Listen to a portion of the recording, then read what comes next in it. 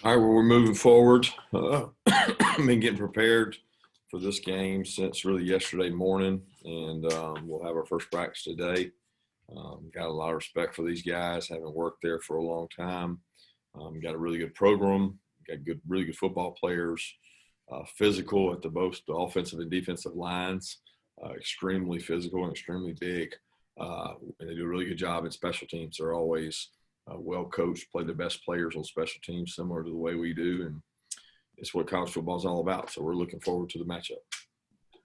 All right, let's go to questions. We'll take the first two, Chip Towers and then Dean Leahy.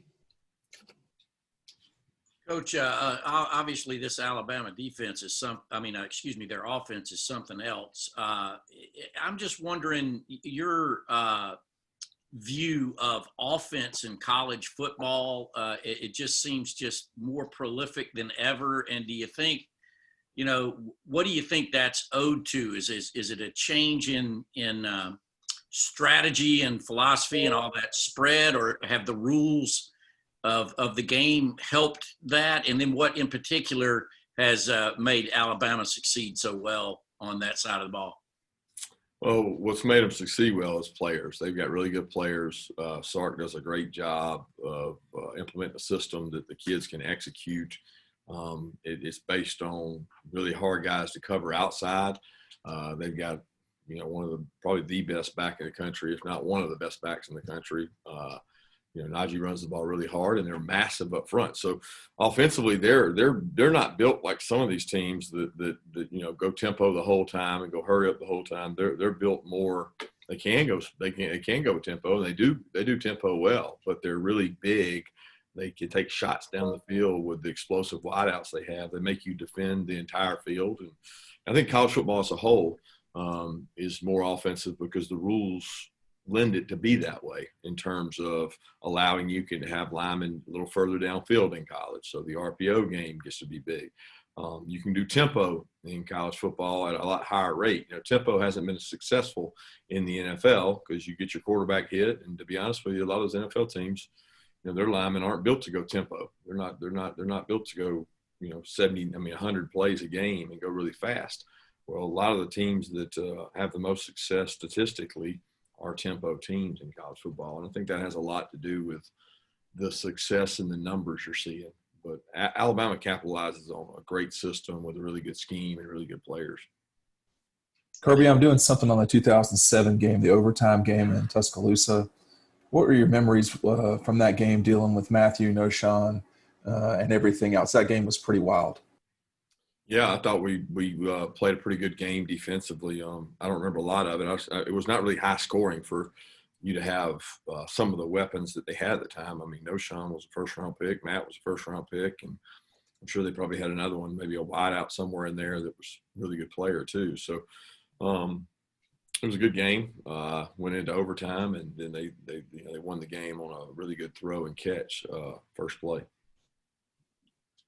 Let's go to Mark Weiser and then Anthony Dasher.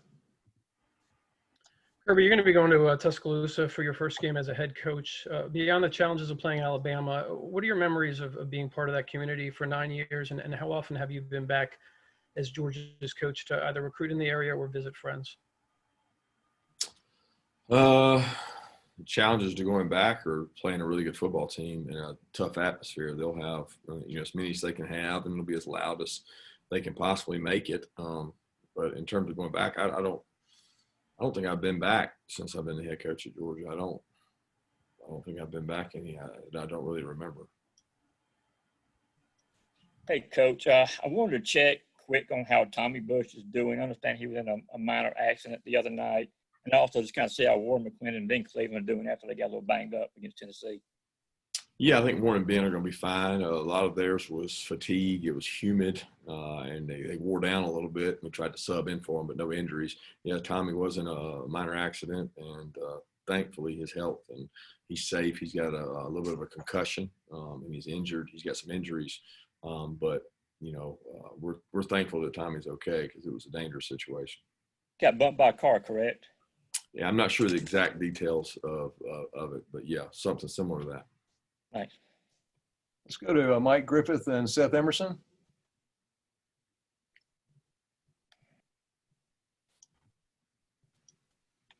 Mike, you there? Yeah, Coach, you talked a little bit about your offense, and you said at the beginning of the year just about, playing good teams, how they can expose you. What have you learned about your offense through 3 games, and what are some of the priorities this week? Biggest thing is that when we execute, we're hard to stop. And when we don't execute, we go backwards. So, I mean, it's that simple. Everybody wants to make it about this or that, but if the guy has the right split and the guy does the motion right, and we block it right, we don't cut one free. Stetson's accurate. He finds people. When we block it the correct way up front, we move people and get movement on whether it's double teams or zone blocking schemes. We have success, and when we don't move people, we don't. So it's not really complicated. It's more a matter of, can we execute at a high level, and are our players good enough to move their players? Kirby, as far as going back to Alabama, does the magnitude of this game compared to the previous 2 times you all played them, I guess, get kind of lessened because it's a regular season game? And also, I guess you've had a lot of roster turnover when you look back at those 2017, 2018 games. Yeah. The magnitude of every game, as you well know, Seth, is just it's huge. It's the next game, and probably in a season where you're not, playing out of conference games. Every game is really important because you're playing all SEC opponents. Obviously, the magnitude of those last 2, we all know what they were and what they were for. So I can't weigh the magnitude of them. It's hard for me to compare those things because there's not a game that I played in that the magnitude wasn't great. All right, let's go to Charles Odom and then Jake Rowe. You've had 2 games this year where you've taken decisive wins after trailing at halftime. What does that resiliency tell you about the team? And I guess what you're focused on is not to begin with. I missed the end of that. Well, I'm assuming your emphasis is on not falling behind to begin with, but the resilient side of the team, what does that show you? Yeah, it shows me what we can be, if we do that the whole time, because that was going to be my answer to your question, exactly what you just said. My focus is on why are we not doing that from the start? Why are we not executing better from the start and dominating the opponent instead of keeping people in the game? We got to do a good job of dominating from start to finish, and that's the focus is how we can do that better. But I'm proud that they responded. They responded by coming out and playing physical, and we still didn't execute with certainty in the second half of those games, not the way that we're capable of. Kirby, kind of piggybacking off that, obviously, you've had a couple of first halves that were a little, subpar, a lot of mistakes, a lot of penalties. Is there one way you guys deal with that and try to get off to faster starts, or is it kind of I don't want to say fly by the seat of your pants, but is it kind of you kind of have to take each game by an individual basis and correct them by each game? Sure. That's exactly what you have to do. You have to try to prepare and get guys to execute at a higher level. And, you can't say do less with them. You got to do what you got to do to give yourself a chance to win. And, as a coach, you can't be afraid to challenge your players in terms of execution and asking them to understand what it is, the scheme it is you want to do. You can't sit there and say, well, I'm not going to move anybody. I'm not going to shift anybody. I'm not going to do anything. I got to be able to go play. And we got to get better at that. We got to grow up and on offense, defense, and special teams, grow up faster. There's no time to be patient in a schedule like we've got. Okay, let's go to Jed May and then follow up with Augusta Stone. Hey, Kirby, this is Brandon Sudge. So in terms of this game and everything, with the different circumstances, it being in the regular season, do you feel like there's a bit of a different feel to this game, I guess, than a championship at stake? But can you motivate your players in the same way, the same level of hype and anticipation? I don't think the players need motivating. I really don't. I mean, not not for this game in any scenario. They don't need motivating. It's, 2 versus 3. It's Alabama versus Georgia. They realize what's at stake. So I don't think it's about the motivation. Again, I don't get into comparing the matchup, this one to the other ones. Those teams have almost completely turned over. When you look at their team and our team, there's not many guys that played in those games. Hey, Kirby. I kind of wanted to ask about Stetson Bennett's leadership and how he was able to, in practice or, in the locker room, really make this team, his own, really command it, even though, he didn't get the start at Arkansas, but now he's really, emerged as the guy. Just what is it about him that has helped him rally the team around him? I honestly think he's just himself. He doesn't try to be someone else. He doesn't try to artificially lead. He doesn't try to fake it. He never did that while he was trying to compete for the job, and he hasn't done it since he got the job. Stetson is who he is, and I think the skill players on offense and the offensive line, they all trust and rally around him because they know he understands what we're trying to do offensively, and he can put them in good situations. And then the defensive players have all, seen him play and know what Stetson's about. So he does it his own way, which is really by doing very little in terms of trying to vocally lead. He leads by example, and he encourages guys, and he helps guys get lined up. Let's go to Tony Barnhart and then Pat Forty, if either of you have a question. Kirby, you've obviously learned from a lot of different coaches in your career, but in the 11 years that you were with Nick, what are a couple of things that have carried over into your entire career and the way that you go about your business? Focus on the task at hand. I thought he was always a master of that, of not really having the highs and lows and the emotional spells of a coach, and just, focus on what's important now. Kirby, Pat 40 here. Your defense, it seems like in the second half is really, they make a play and then they make another play, like they're kind of feeding off of the pressure that they've been able to put on people. What have you seen from that unit, especially in the second halves this year? I've seen some energy. I thought in all 3 games, they became more energized in the kind of the most important moments of the game in the second half. They've increased the intensity and played really hard, and kind of I think some of that is we play a lot of players, so when you boil down to it, hopefully we're fresher than the opponent. And I know in the first couple games, it was really warm in 2 of them where, you wear somebody down and you can take advantage of your depth in the second half and maybe see yourself playing faster than the opponent at times. But it's something we got to continue to work on and get better at, because we haven't always been that way in the first half. And we've certainly had a second half against Auburn that was lackluster, a couple of drives where they converted a lot of third downs. And you can't be a good team consistently and do that. And we got to, help our offense by getting the ball back in field position. Let's go to Vance Levy and then Adam Rittenberg. If y'all have a question.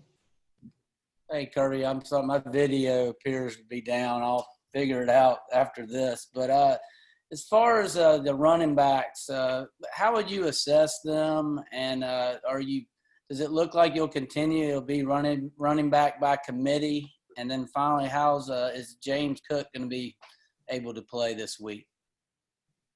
Yeah, I've been really pleased with the backs. I think protecting the ball is a really key for us, and having great ball security, which it always is. They run hard after contact and break tackles. Each one is a little different than the other, and James certainly brings an exciting quality to our offense, and he brings a different flair than maybe some of the other guys, and we expect to have him back. To be honest, we thought he probably could have gone in emergency Saturday. Felt good about him being able to go.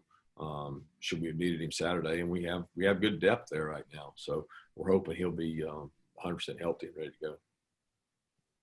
Hey, Kirby, I was wondering what stands out about Alabama's offensive line and how important the matchup of your defensive front will be against them on Saturday.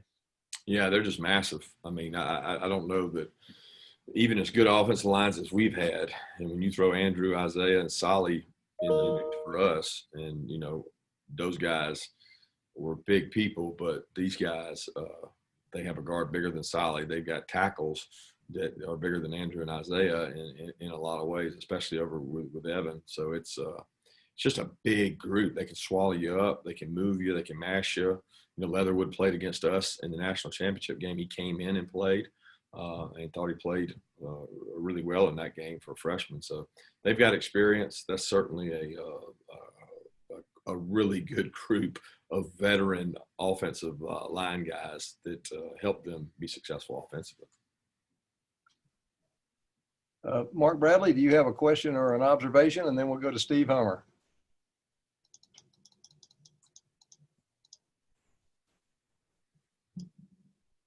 I have neither of the above. Thank you very much. Okay, Steve Hummer.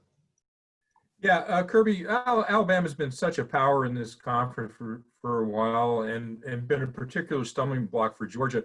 What do you tell your team this week is to make sure that, you know, they're not beaten even before they get there? Yeah, you know, I don't think the psyche or the disposition of most of these kids is that way. I mean, you know, our kids all got recruited by Alabama. They know Alabama's players. They played in all-star games with Alabama's players. They all these kids know each other now. It's just so different that they don't necessarily see it by wins and losses and just championships. And you know, our guys have played LSU 2 years in a row. They played Alabama 2 years before that in a row. And there's enough of our players that have played Alabama 2 games that know it's a physical brand of football and it's a physical game. But you know, we played them twice, and it wasn't like they didn't feel like they could beat them. Okay, thanks. Let's go, Jay Black. Do you have a question? I do. Coach, after the last couple of meetings with the Tide, you'd mentioned at SEC Media Days last year that you guys have to finish better against Alabama. In a general sense, what separates teams that finish well, and how do you as a coach get your team there? I think it's a confidence level. It's an execution level. I mean, at the end of the day, it's most games come down to the fourth quarter when you have 2 talented football teams. And in both cases, we got to finish better. And a lot of that comes through maturity, execution, you know, all the little things that you got to do right at the end of the game to give yourself a chance to win. All right, we've got a couple of minutes left. Let's just open up. Anybody's got a question, go ahead and jump in.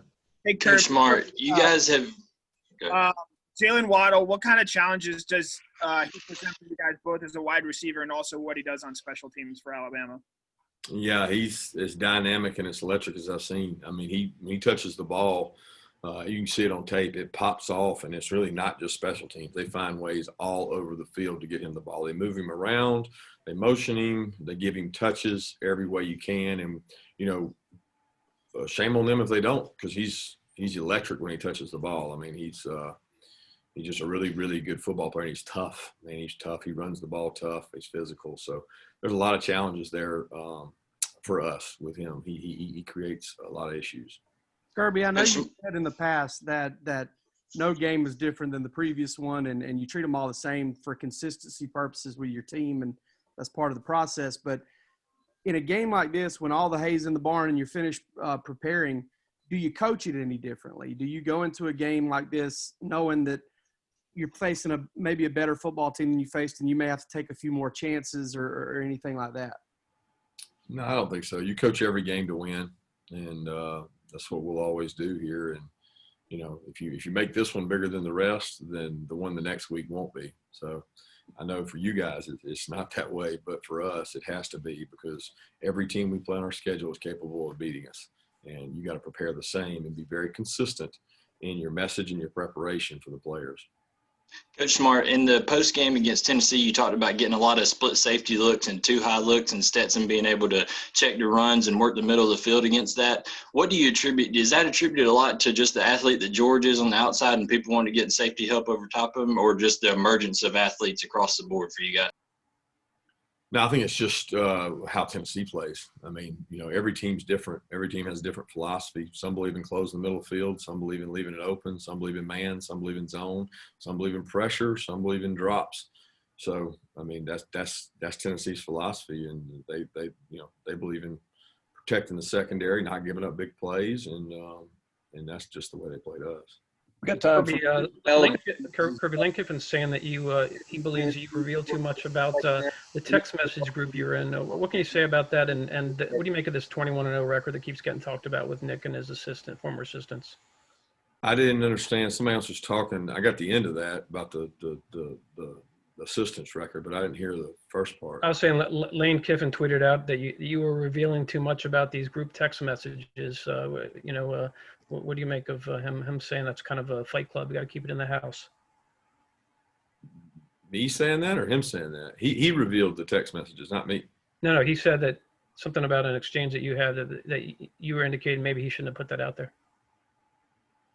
No, that's Lane being Lane. I'm not interested in that. I mean, he can do whatever he wants to do. I mean, he did it all last week. That's Lane's personality. As far as the record, I mean, what's everybody's record against Coach Saban? Everybody makes it about the assistants. I always laugh because I don't know anybody right now in the last 10 years that's got a real good record against him in terms of that. So it's not something I focus on. I try to focus on what's going to allow us to play good.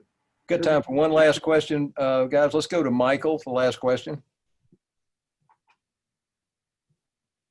Yeah, Kirby, you mentioned how Alabama uses Waddle. Are there things you can do for Pickens, or is your offense just predicated on going to the open guy and what Stetson reads, or can you create some things for your feature receiver?